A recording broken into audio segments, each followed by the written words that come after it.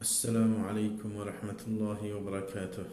الحمد لله رب العالمين، والصلاة والسلام على سيد المرسلين نبينا محمد وعلى آله وصحبه أجمعين ما بعد. প্রিয় ভাই বোনেরা, আগেকার মতো আবারও আপনাদের সামনে উপস্থিত হয়েছি আরকানুল ইসলামের আরেকটি পর্ব নিয়ে। এই পর্বে যা থাকছে সেটা হচ্ছে ইসলামকে মধ্যম পন্থা বলা হয় বা মুসলিমদেরকে মধ্যমপন্থী জাতি হিসেবে আখ্যায়িত করা হয় কোরআন হাদিসের পরিভাষায়। সুতরাং এই মধ্যম পন্থার মানে কি, এটা প্রশ্ন করা হয়েছে শেখ মোহাম্মদ বিন সালেহ আল উসাইমিন রাহিমাহুল্লাহকে। তিনি এর উত্তরে বলেন যে ধর্মের যে মধ্যম পন্থা, এই পন্থার মানে মধ্যম পন্থা মানে হচ্ছে যে একজন ব্যক্তি ধর্মীয় ব্যাপারে কোনো বাড়াবাড়ি বা ছাড়াছাড়ির আশ্রয় নেবে না, বাড়াবাড়ি করে সীমা অতিক্রম করবে না, এবং ছাড়াছাড়ি করতে গিয়ে আল্লাহর যে সীমা আছে সেটা ছেড়ে দেবে না, এমন যেন না হয়। বরং ধর্মীয় মধ্যম পন্থার মানে হচ্ছে যে রসুল আকরাম সাল্লাল্লাহু আলাইহি ওয়াসাল্লামের সিরতকে আঁকড়ে ধরবে, কখনো তা অতিক্রম করে যাবে না, এবং কখনো এমন যেন না হয় সেটা ছেড়ে দেবে, সেটা পর্যন্ত পৌঁছাতে চাইবে না, তেমনও নয়। এটা দৃষ্টান্ত দিলে আরও সুন্দরভাবে বোঝা যাবে। দৃষ্টান্ত হচ্ছে যে একজন ব্যক্তি বলছে যে আমি পুরো রাত্রি সালাত আদায় করব, যে আমার ইচ্ছা, কখনো আমি ঘুমাবো না, এটা পুরো জীবন আমার এভাবে চলতে থাকবে, যে আমি কখনো ঘুম যাব না, রাত্রিতে পুরো রাত জেগে জেগে ইবাদত করব, সালাত কায়েম করব, আপনার নফল সালাত পড়ব। তাকে বলা হবে যে এটা অবশ্যই ভালো কাজ, যে নামাজ একটি ভালো ইবাদত, সেটা আশা পোষণ করছে। এইভাবে তাকে ছেড়ে দেওয়া যাবে না, বরং তাকে বলতে হবে যে তুমি আল্লাহর ধর্মের মধ্যে তুমি বাড়াবাড়ি করছো, তুমি সত্যের উপর নও। কারণ এটা রসুল আকরম সাল্লামের যুগেও এরকম একটা চেতনার আবির্ভাব ঘটেছে, এবং রসুল আকরম সাল্লাম সেটার কোনো পাত্তা দেননি। রসুল আকরম সাল্লামের কাছে কিছু সংখ্যক লোক এসেছে, 3 জনের মতো। তাদের একজন বলেছিল যে আমি পুরো রাত এরকম জেগে জেগে নফল সালাত আদায় করব, আমি ঘুমাবো না। আরেকজন বলেছিল যে আমি প্রতিদিন রোজা রাখবো, নফল রোজা, এবং আমি কখনো রোজা ভাঙবো না। তৃতীয় জন বলল যে আমি কখনো বিবাহ শাদী করবো না।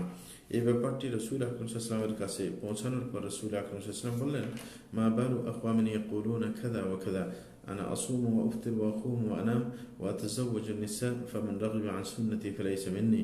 রসুল আকরম সাল্লাম বলেন, ওদের কি হলো যারা এমন এমন কথা বলে, যেটা আগে বলা হয়েছে।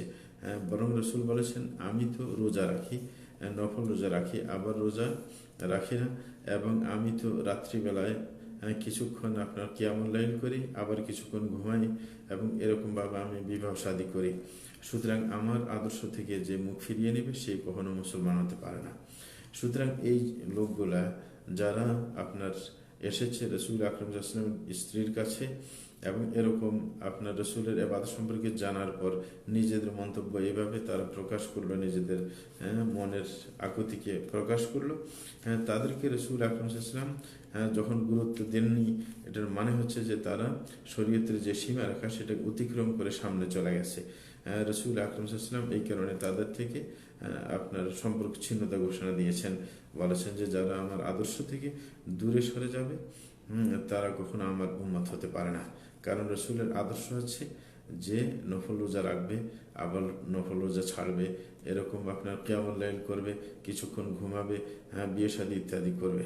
এটা গেল আপনার বাড়াবাড়ির কথা, যে এই জাতীয় লোক এরা মানে বাড়াবাড়ি করছে, এরা রসুলের কি আসল আদর্শের উপর নাই, অথবা এই শব্দে বলা যায় যে মধ্যম পন্থার উপর নেই।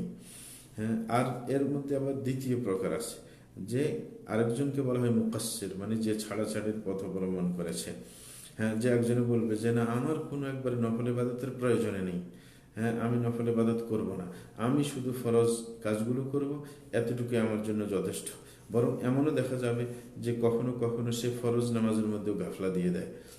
এমন মানুষ তাকে মুকাসসির বলা হয়, ছাড়াছাড়ি করে সে। তাইলে একজন যে একেবারে ঘুমাবে না, একেবারে রোজা রাখবে, এইগুলো বাড়াবাড়ির দিকে চলে গেছে। আর এই জাতীয় মানুষ যে বলে আমার নফলেরই দরকার নাই, সে ছাড়াছাড়ির দিকে চলে গেল। মাঝারি পন্থা যেটা মধ্যম পন্থা, সেটা হচ্ছে যে রসুল আকরম সাল্লামের পদ্ধতিতে নিজে নিজের জীবনযাপন করছে, নিজকে চালানোর চেষ্টা করছে এবং খোলাফায়ে রাশিদিনের পদ্ধতির উপর, তাদের আদর্শের উপর নিজকে আপনার ডেলে সাজিয়েছে, তারাই হচ্ছে মধ্যমপন্থী। দ্বিতীয় আরেকটা দৃষ্টান্ত দেওয়া যেতে পারে যে তিনজন ব্যক্তি, তাদের সামনে একজন ফাসেক ব্যক্তি আছে, যিনি প্রকাশ্যে হারাম কবিরা গুনাহ করেন এমন ব্যক্তি, তার ব্যাপারে এদের তিনজনের তর্ক। একজনে বলছেন না, আমি এই ফাসেককে দেখলে সালাম দেব না, আমি তাকে প্রত্যাখ্যান করব, তার থেকে আমি দূরে সরে থাকবো, কখনো তার সাথে কথা বলবো না, এটা হচ্ছে তার সিদ্ধান্ত। আরেকজন ব্যক্তি বলছে যে না, আমি এই ফাসিক ব্যক্তির সাথে আমি চলবো, আমি তাকে সালাম দেব এবং এরকম ভাবে আমি তাকে দেখলে আপনার হাসি দেব, হাসি মুখে তার সাথে সাক্ষাৎ করব এবং তাকে আমার কাছে দাওয়াত দেব, আমিও সে দাওয়াত দিলে আমি দাওয়াত খেতে যাব। হ্যাঁ, সে আমার কাছে একজন একবারে নেককার মানুষের মতোই, কোনো পার্থক্য নেই। একজন নেককার মানুষ যেরকম, হ্যাঁ, এই লোকটাও একই অবস্থা। হ্যাঁ, তাই এই জাতীয় আরেকজন লোক।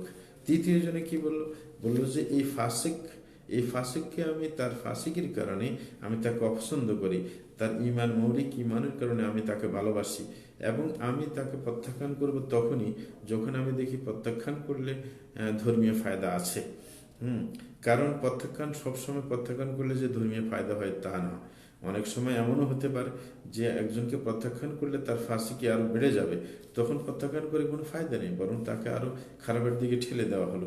সুতরাং আমরা এই যে একজন ফাসিকের ব্যাপারে যে তিনজনের তিন মন্তব্য, এই ব্যাপারে আমরা বলবো যে প্রথম জন যিনি বলেছেন না, এর সাথে কোনো কথা চলবে না, এর সাথে সাক্ষাৎ চলবে না, হ্যাঁ, কোনোভাবেই তাকে পাত্তা দেওয়া যাবে না, এই জাতীয় মানুষ হচ্ছে যাকে বলা হয় বাড়াবাড়ির পর্যায়ে চলে গেছে সে। হ্যাঁ, এটাকে আরবিতে মুফরিদ বলা হয় এবং গালি বলা হয় তাকে, যে সে গুলো করছে, মানে বাড়াবাড়ি করছে। দ্বিতীয় নম্বর যে ব্যক্তি বলছে যে তার মাঝে আর একজন বুজুর্গের মাঝে কোনো পার্থক্য নেই, সেই লোকটা কিন্তু ছাড়াছাড়ির পর্যায়ে চলে গেছে। আর তৃতীয় যে বলছে না, সে তার মধ্যে যখন মৌলিক ইমান আছে তখন আমি তাকে ইমানদার হিসেবে তাকে ভালোবাসবো, আর যে তার মধ্যে যে ফাঁসিকি পাওয়া যাচ্ছে, মানে সে প্রকাশ্য পাপ করে বেড়াচ্ছে, কবিরা গুনাহ করে, এই জন্য আমি তাকে ঘৃণা করব। হ্যাঁ, এবং তাকে প্রত্যাখ্যানের ব্যাপারটা দেখব যে এটা ফায়দা দিচ্ছে কোন জায়গায় ফায়দা দিচ্ছে না। সুতরাং সুযোগ বুঝে আমি তার সাথে আচরণবিধি আমি অবশ্যই দেখব। সেটা হচ্ছে এই লোকটা হচ্ছে মধ্যমপন্থী। এরকম ভাবে আমরা অন্যান্য ইবাদতের ক্ষেত্রেও বলতে পারি এবং মানুষের সাথে আচরণ বিধির ক্ষেত্রেও বলতে পারি যে এই ক্ষেত্রে মানুষ কেউ আছে ছাড়াছাড়ির পর্যায়ে, কেউ আছে আপনার বাড়াবাড়ির পর্যায়ে, কেউ আছে মধ্যমপন্থী, এইভাবে চলছে। তৃতীয় আরেকটা দৃষ্টান্ত দেওয়া যেতে পারে, যেটা আমাদের অনেকের কারোর গায়েও লেগে যেতে পারে। সেটা হচ্ছে যে একজন ব্যক্তি, সে হচ্ছে তার স্ত্রীর কাছে বন্দী, মানে স্ত্রীর গোলাম আমাদের দেশে যেটাকে বলা হয়, যে স্ত্রী যেদিকে বলে সেদিকে যায়। হ্যাঁ, মানে কোনো গুনার কাজের জন্য বললেও মানে সে যেতে দ্বিধাবোধ করে না। এবং কোনো ভালো কাজের দিকে যদি যেতে বলে তাও যায়, খারাপের দিকে বললে তাও যায়, মানে যেই দিকে মনে চায় সেই দিকে মানে নাকে আপনার রশি লাগিয়ে চালায়। মানে সে এমন পর্যায়ে চলে গেছে, তার পুরো মেধা মননের মালিক হয়ে গেছে তার স্ত্রী, এবং সে মানে তার মানে নির্বাহী ক্ষমতার মালিক যেন এমন হয়ে গেছে তার স্ত্রী। দ্বিতীয় আরো ব্যক্তি আছে যে তার কাছে অহংকার ভাব আছে এবং সে খুব হটকারী মেজাজের, সে বলে আবার স্ত্রীর কথা শুনতে হয় নাকি, মানে তার কাছে স্ত্রীর কোনো মূল্যই নেই, বরং তার কাছে স্ত্রী হইতে পারে একটা কাজের ছেলে মেয়ের চাইতেও অনেক নিম্নমানের। এই একজন লোক আছে স্ত্রীর সাথে আচরণের ক্ষেত্রে। তৃতীয় আরেকজন আছে মাঝারি, সে তার স্ত্রীর সাথে আচরণ করে যেভাবে আল্লাহ তাকে আদেশ করেছেন সেভাবে। কারণ আল্লাহ সূরা বাকারার 228 নম্বর আয়াতের মধ্যে বলেছেন যে ওয়ালাহুন্না মিথলুল্লাযী আলাইহিন্না বিল মারুফ, যে মহিলাদেরও এরকম অধিকার আছে যেরকম অধিকার আপনার মহিলাদের উপরও অন্যের আছে। মহিলাদের অধিকার পুরুষের উপর ততটুকু আছে যেরকম মহিলাদের আপনার উপর পুরুষের অধিকার আছে, কিন্তু এটা কোন পন্থায় হতে হবে? বিল মারুফ, হ্যাঁ, আপনার সুন্দর পন্থায়। তাহলে প্রত্যেকের অধিকারের কথা বর্ণনা করা হয় সেই আয়াতের মধ্যে। এবং অন্য আরেকটা হাদিসের মধ্যে রাসূল আকরাম বলেন লা ইয়াফরাক মুমিনুন মুমিনাতান ইন কারিহা মিনহা খুলুকা রাদিয়া মিনহা খুলুকান আখার, যে কোনো মুমিন পুরুষ মুমিন মহিলার উপর একেবারে চরম আকারে রাগান্বিত হতে পারবে না। কারণ তার যদি কোনো চরিত্র তার কাছে অপছন্দ লাগে, দ্বিতীয় আরেকটা চরিত্র তার কাছে অবশ্যই পছন্দনীয় মনে হবে। তাইলে একটা মানুষ এখানে বুঝাতে চাচ্ছে, একটা মহিলা সে তো দোষ গুণেই মানুষ, হ্যাঁ, তার মধ্যে একটা আপনি দোষ দেখলে আরেকটা ভালো দেখবেন, ভালো গুণ দেখবেন। হ্যাঁ, সুতরাং একবারে যে আপনি প্রত্যাখ্যান করবেন, হ্যাঁ, তাকে সেটা হতে পারে না। তাইলে এই ব্যক্তি যে মানে সব বুঝে শুনে যে মহিলাদের মধ্যে দোষ গুণ আছে, এবং মহিলাদের অধিকার আছে আমার উপর, আমার অধিকার তার উপর আছে, সুতরাং এই মানসিকতা নিয়ে যে তার সাথে আচরণ করে তাকে বলা হয় মধ্যমপন্থী। আর প্রথম যেই লোক সে একবারে ছাড়াছাড়ির পর্যায়ে আছে, যে একবারে স্ত্রী গোলাম হয়ে গেছে। দ্বিতীয় যার কথা বলছিলাম যে একবারে হটকারীদের পরিচয় দিচ্ছে, যে স্ত্রীকে কোনো মূল্যই দিচ্ছে না, না কাজের মেয়ের মতো মূল্য দেয় না, তাইলে সেই ব্যক্তি আপনার কি বাড়াবাড়ির পর্যায়ে চলে গেছে, আর প্রথম ব্যক্তি ছাড়াছাড়ির পর্যায়ে চলে গেছে। তাইলে মধ্যম পন্থা এটা আসলে কয়েকটা দৃষ্টান্তের মাধ্যমে আমাদের বুঝে আসছে। আর মধ্যম পন্থা বলতে বোঝানো হয় যে রসুল আকরম সাল্লামের দেখানো পন্থা। আবার কেউ নিজ থেকে কোনো কিছু ঠিক করে নিলে চলবে না যে এটাই মধ্যম পন্থা। দেখা যাবে যে শরীয়তের দৃষ্টিতে সে ছাড়াছাড়ির পর্যায়ে আছে, সেটাকে সে মধ্যম পন্থা বলছে, না চলবে না, আপনার দৃষ্টি চলবে না, শরীয়ত যেটা বলেছে সেটাই মধ্যম পন্থা। এটা হচ্ছে আসল কথা। আল্লাহ শাহ আমাদেরকে ব্যাপারগুলো সুন্দরভাবে বুঝার তৌফিক দান করুন, সেটাই কামনা করব। আরেকটু ইনশাআল্লাহ অপেক্ষা করবেন আমাদের সাথে। আমরা আরেকটি পর্বে অতি দ্রুত আসছি, যেখানে আমরা ইমানের সংজ্ঞা এবং ইমান কি বাড়ে না কমে, এবং বাড়া কমার কারণ কি, সেটাও ইনশাআল্লাহ আমরা উল্লেখ করব, যেটা একজন ব্যক্তির জন্য অবশ্যই দরকার। জাযাকুমুল্লাহ খাইর। এই পর্যায়ে এখানেই শেষ। ওয়া সাল্লাল্লাহু আলা নবিয়িনা মুহাম্মদ ওয়া আলা আলিহি ওয়া সাহবিহি আজমাইন।